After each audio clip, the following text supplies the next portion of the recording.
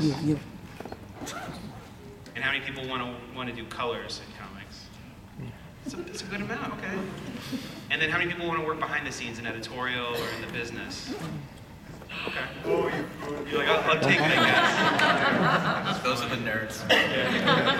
Can confirm. Well, we've got people on the panel who can speak to all those points. That's good. So to get started, I'm gonna have everyone introduce themselves down the line, starting with Matt here. If you just say who you are and what you're working on now. Yeah, my name is Matt Rosenberg.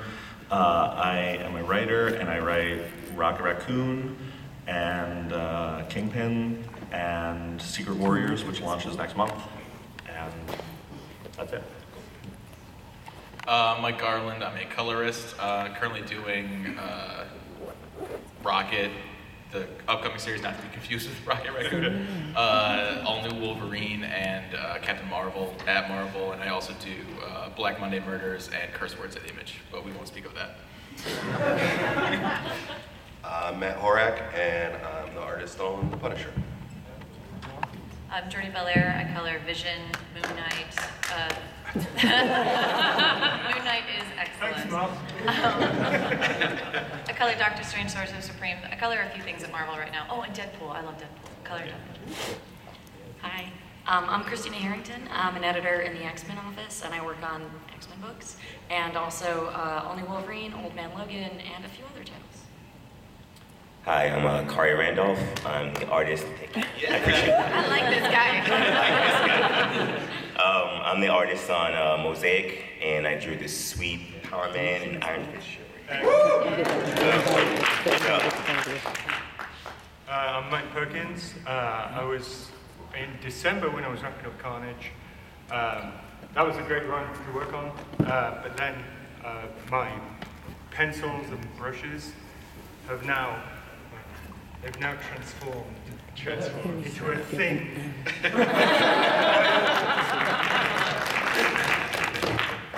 And so something that I found in all these panels that we have is that everybody has a different breaking in story. Everyone's done it differently. And so I want to ask you guys, I guess again going down the aisle, can you each talk about your first project at Marvel, the very first thing that you did, starting with Matt? Yeah, my first thing at Marvel, an editor named Jake Thomas asked me to do a 10-page story in Secret Wars Journal #1. I wrote an X-Men story that had Moon Knight in it, where I got too excited and put way too many characters in a 10-page story because I was like, I don't know if I'll ever get to do this again, and had to say that multiple times to editorial, where they were like, why are there so many X-Men in this panel? And I'd be like, I wanted to say I wrote Wolverine, I wanted to say I wrote Nightcrawler. So, The unofficial handbook of Marvel Universe. Yeah. So that is my first thing, and it's a weird one. First thing I did for Marvel was all new Wolverine, actually, which I'm still doing. So, and I got that literally just, Ricky emailed me out of the blue, so my recommendation is to wait around and don't do anything until someone contacts you. You're in. My first thing was Punisher #7, drawing the rest of the issue after Steve Dillon passed. And yeah. Yeah, there's big shoes to fill. Yeah. Pretty capitalize on tragedy. Yeah. You didn't do it though, right? You didn't do it. No. That's probably one of the most unique ways. Sure. I can't really recall. I think I colored 2 short stories because Tom Brennan, I think a lot of this is, with my career anyway, it's about making really good relationships with editors, and I was lucky to be living in New York City, and my boyfriend was Declan Shalvey, so he knew all these editors already, and he was already at Marvel, and I didn't know anyone, but I think like meeting them being like, I'm really trying hard, and they're like, well, let me see your portfolio, and Tom Brennan pushed me into Marvel with 2 short stories, and after that, Sana gave me John Carter with Ramon Perez, and after that, it's like, it just all happened. But it's 2 really short stories about Karnak and Spider-Man fighting in a business office. Like, it was really silly. I got to color Karnak though, and that was fun. But that was an anthology too. It was an anthology. Yeah. It started really small, but again, it was just Tom Brennan was just like, I'm gonna get you into Marvel. Right. But you gotta start small. Right. So I'm an editor. So I was my first project was I was an intern for about a year when I was getting my master's, and after that I moved on to an art book publisher in New York City. And a few months later, I got a call from one of the editors that I worked with, who was interested in me applying for the assistant editor position. And I did. Went through a very long process of interviewing, and now I'm here somehow working on X-Men books, and it's amazing. But yeah, the editor again reached out, so yeah, that's where it's at. The first book I ever worked on at Marvel was manga's Spider-Man Legends of the Spider-Clan #5. And I got that because if you guys know Scotty Young, he's like one of my best friends in the industry. And he basically had to move off of that book and onto the Human Torch book. And he told his editor, C.B. Sapolsky, that he was like, listen, I got a friend here, he's pretty dope, you should give him a job. And it was literally that. And I've been trying to break it for years, and nothing happened, and then it was literally just a friend saying, give this guy a job. So that should let you know, like, there's no right or wrong way to get in, you just find a way in or sneak in the back door like I did. It's true, I have a particularly bizarre story. It was when I broke into Marvel UK, and my first work at Marvel UK was the Bikermeister of Mars, which Dan Abnett was writing. And, Excellent. but I was trying to get into Marvel UK for the longest time, but a writer friend of mine, Paul Birch, in England, he was always recycling stuff. Like, he would never have a piece of paper that didn't have something else on it, you know, so he was always recycling stuff. And he sent some story ideas to Marvel UK. And they were like, sorry, Paul, we don't really have the opportunity to do any of this, but who did the stuff on the back? And that's how I got into Marvel UK. That's great. And so I did introduce myself, but I'm Rickey Purdin. I'm the talent manager and talent scout at Marvel. And so my origin story was that I was... Got drunk. Yes, got drunk. I was, actually kind of. I was in college, and I didn't know what I wanted to do with my life. I was just drinking and hanging out. And I went and saw a career advisor, and she said, what are you into? And I said, comics, and she said, you should apply for an internship. And I was like, what's that? And so I applied to a bunch of different internships at different companies, Mad Magazine and IDW and Marvel, not Marvel, Wizard Magazine. And so I got an internship at Wizard Magazine, drove across country, worked at Wizard for a couple of summers, got hired full-time there, moved up here to New York. That led to a job in marketing at DC, that led to a job in editorial at DC, that led to a job at Marvel doing this now. And so I think the point is, like, no origin story is the same, everything's kind of different. And I think the two key elements in all of this is having talent and being nice. Because at the end of the day, it's a really small group of people who work in comics, and everybody knows one another for the most part. Even if these guys have met for the first time today, they know 15 people who know each other too. So I think having talent and being nice are two key elements. And I think the third element is being lucky. Like a lot of the stuff that you guys said, there was luck involved. And so I think it's Andy Schmidt. Andy Schmidt does a similar panel like this, and the thing he says is that as long as you have two of those things, you're okay. If you're talented and lucky, you're good. If you're kind of a butthole, you still make it in. If you're talented and a butthole, you still make it in. And if you're lucky in a butthole, sometimes you make it in too. So try to keep these stories in mind, because there's no one way to get into comics. I think Devin Grayson said this, like, breaking into comics is like breaking out of prison. Like, once they figure out the way that you got in, they close that off, and no one else can do the same thing anymore. But nowadays, there are so many different ways to break in. And you don't drop the soap in comics. Yes, yeah. I'm constantly dropping the soap. So I wanted to ask you guys, how, I think with social media and online presence of comics and opportunities in comics, how do you guys manage your online personas now? Like, this is kind of a new thing that's been showing up in a lot of, showing up in the industry, where people kind of have Facebook and Twitter, and Tumblr, and they can put all their stuff out there, but they can also kind of speak their minds too. Like, have you guys run into any issues with that stuff? Yeah, I mean, it's Twitter and Facebook and all that stuff is sort of a minefield of ways you can mess up your career.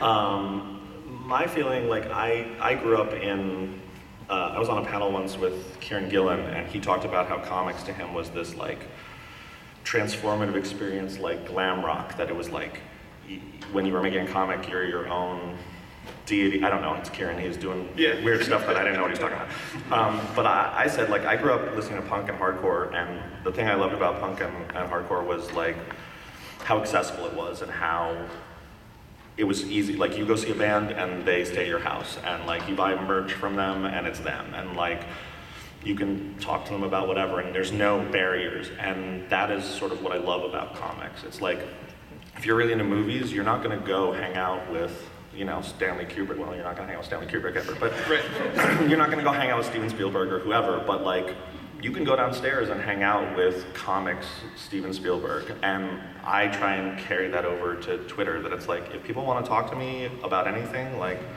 I'm there, I'll answer questions as much as I legally can.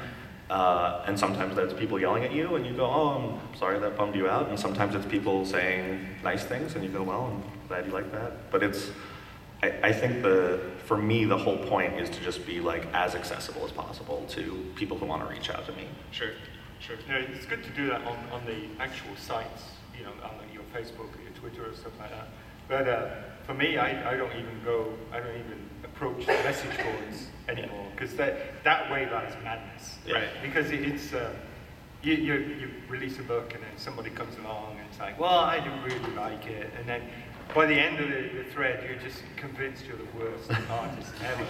And then you go back and you realize it's just 3 people having a conversation. It's not 200 of them, you know. So I don't even go near message boards anymore. That's just, when I was at CrossGen, which is a company before I was at Marvel, the boss there would always go on the message boards and say, well, you know, that's a good idea and everything. We're like, no, it's not. Right. And we used to call them the message board of directors, because Right. that's what they wanted to do all the time. But do you guys have online presences now, like where you highlight, or where you spotlight the stuff that you do, the work that you have? Like, what's the main place that you put your stuff? I've kind of migrated mostly to Instagram because it's image centric, and yeah, you avoid a lot more of the politics and people, like you're saying, tearing something down just to tear it down. Sure. And you can just make friends and see each other's work and kind of feed off each other, which is the beginning of getting in was, I went to the 10 Ton Studios Forum, which is still a thing, but it's not as active as it used to be. And met a bunch of guys there. That's where Chris Burnham and Riley Brown and Nick Batara and Coy Pham, a whole bunch of guys were on there. Yeah. And there was a weekly sketch challenge, and I did those, and you got a lot of feedback. And then when I went to a con, I already knew these guys from online, and now they're all my friends. And I think Aaron Cooter also, I think he originally introduced me to you. Right, that's right, yeah. So, but Yeah, I got my first major job from the Bendis board when that was still a thing. And Card, were you part of an online? Yeah, I was part of, like, all of them. I would go on these message boards when I was trying to break in and just would post myself and try to get feedback, because I just graduated from art school and I missed kind of the art school narrative where you show people your work and then they tear your shit down, basically. And, like, I appreciated that because that helped me get better. So the message boards were a good way of helping me still grow as an artist. And that was actually how I met, like, Robert Kirkman when he was first breaking in, Scotty Young. A bunch of the guys who are all my friends now, they're the ones that I met on social media years ago, and those relationships kind of paid off later on in my career. So I think relationships are kind of everything in comics. Like, Right. you kind of, like you said, you can't be a butthole. Like, like, you need to, don't kiss ass, but at the same time, kind of be a cool person and just hang out with people and just, you know, talk about stuff and just be a normal person. And if you do that, you will kind of create a circle of friends around you that will push yourself forward, and you know, you push each other forward, and I feel like that's And we're all kinda pretty crucial. approachable. I'd say so, for the most part. I mean, I'm approachable, but these guys are. As an editor, social media is great because I can stay in contact on Twitter with a bunch of people that I work with. We work with people from all over the country and all over the world, and it's rare for us to be able to meet in person, and so to be able to maintain contact with people when you're not in the office and you can just tweet at them from your phone is great because it really tightens those like community bonds, I think, which are so important to comics. Especially for editorial. But as an editor, do you go on there and go, oh, that person's on Twitter all the time, and they're late? No comment. I was just gonna say, you probably should not be friends with your editors on social media because they will know when you're playing video games and not doing work. It's great too because we can reach out to our fans. So my boss, Mark Panicia, who's the X-Men group editor, has started a hashtag X-Men Mondays. Where he'll post a little piece from an upcoming book or like a new piece of art that we've gotten in or answer some questions. And it's a great way to just kind of connect with the fans and remind them we're here too and we also love this stuff, which is kind of great. Yeah, I think one of the most frustrating things for me is the Talent Scout is going to like a Tumblr or Instagram or Twitter account or Facebook account or a DeviantArt account, and the artist has posted somebody else's work and not their stuff.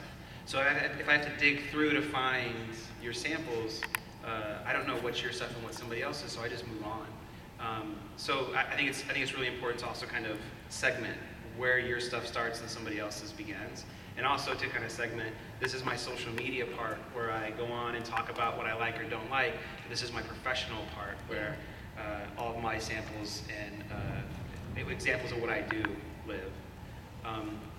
There's one thing that makes it easier for editors to find too, because we ghost follow people. Like we actively go to DeviantArt and we actively go to Tumblr, and sometimes it's on Ricky's recommendation. Oh, check this person out. Like, tell me what you think.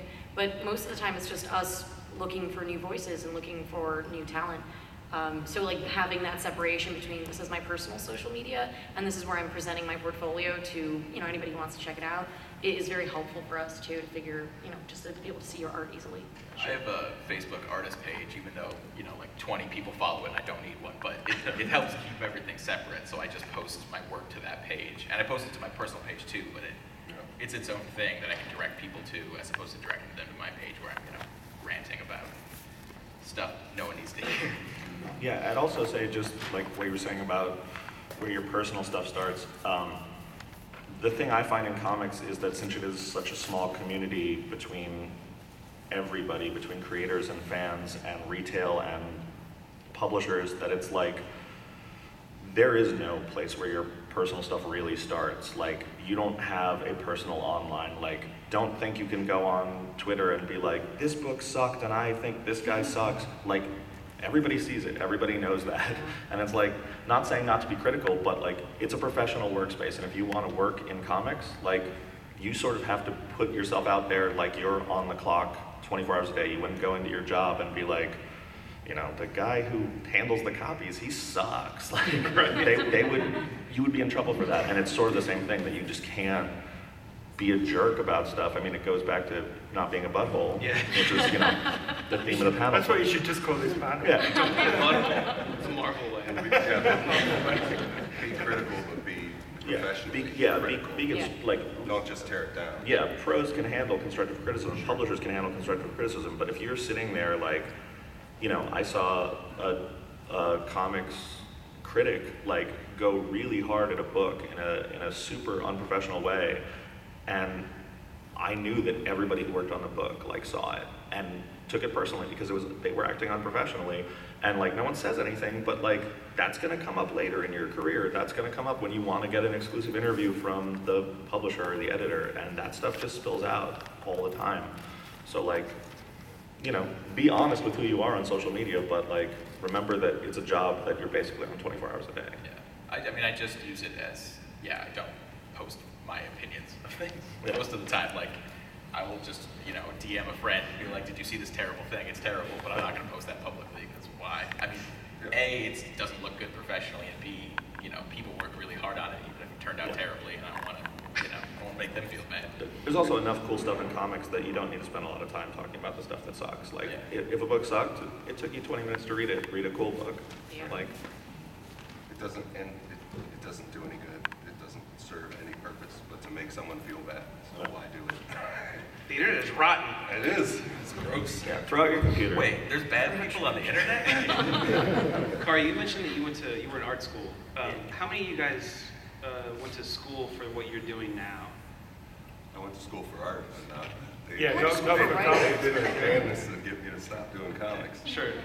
I did a foundation course in art, and then I was going to do an illustration degree in Manchester, and but I just decided I didn't want to spend the next 3 years drinking. It's actually really fun. You should try it. So I did a business course for a year instead, and that helped more than the art ever would have. Right. Jordie, you went to art school.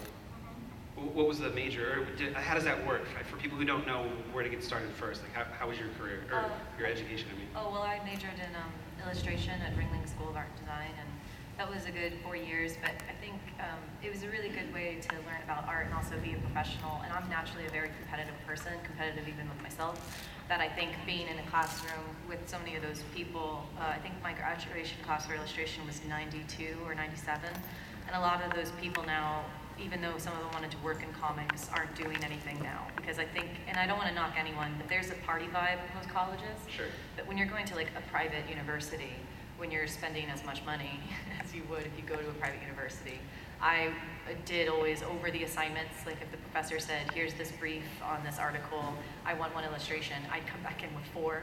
So a lot of people didn't like me in school. But also, I don't want to be that person, I wasn't there to make friends, but, because I did make friends, but I was much more interested in growing as an artist and as a person, that I wasn't interested in going out to bars and drinking all night. For instance, this is how lame I was. I remember there was this girl for a while who also had short red hair. Right. And I saw her a lot on campus, but then she dyed her hair blonde, and then no one made the confusion anymore. Yeah. But this guy came up to me once, he's like, I saw you at the library, you were mental. And I was like, the library? Like, I wasn't at the library for like more than like 10 minutes yesterday, and I certainly wasn't mental. He's like, you were taking shots. And like, I was like, what? Who's drinking at the library? I don't remember. Right. There was a bar called the library. And I was like, I go to the place to get books. Like, I was like, but that's how lame I was. But, you know, a lot of those kids now, and I think it was in my portfolio class when all 96 of us were standing there, and I love this story, is that like, the professor had us all come in, and he's like, cool, why don't you take a look around the room, on your left and on your right. So all the kids shuffle around looking. He's like, only 5 of you will be making art in 10 years. And I was like, that sucks. Like, so I never wanted to be that person. So art school, it was a good place to obviously learn core principles and stuff and learn not to be a jerk. But more than anything, you just had to learn to survive and be good and compete with yourself and not be too hard on yourself. And and also there was one other piece of advice I will say that gave by my portfolio teacher. He also, when he was looking around the room, I mean, he's been in the industry for like 45 years. A lot of these guys who taught at that school were really old school guys. And they were saying, like, this great story about this guy he talked shit about once. Sorry, I cursed. And then like 20 years later, that guy ended up being some sort of art director. And it was really awkward because he was like, we didn't get on well, and now you're kind of my boss. So he was like, so this is like a story, like everyone in this room, they might not be making art, but they might be a manager, or right. They might be an art director or director. So you have to be nice to everyone all the time, which I think ties into this Twitter thing. Like if you're ever gonna rip apart so-and-so artist or so-and-so journalist guy who ends up being Andy Corey, for instance, who is an editor now, yeah. Andy's gonna remember you. Yeah. He's not gonna hire you no matter how good your portfolio is. So you just always have to be nice. You never know who's gonna be your boss someday, or your collaborator. Sure. But yeah, I think a lot of people, when they go to art school or to college for writing, assume that when they get out, they're going to get a piece of paper that they can hand in for a job, and then now I'm ready for a job. But you put that work in to do work. Kari, what school did you go to? What was the... I went to the School of Visual Arts in New York City, and I actually did go for cartooning and illustration. But like you said, like, having a degree is great, and I'm glad I went, but literally no one has ever asked to see my bachelor's degree. Right.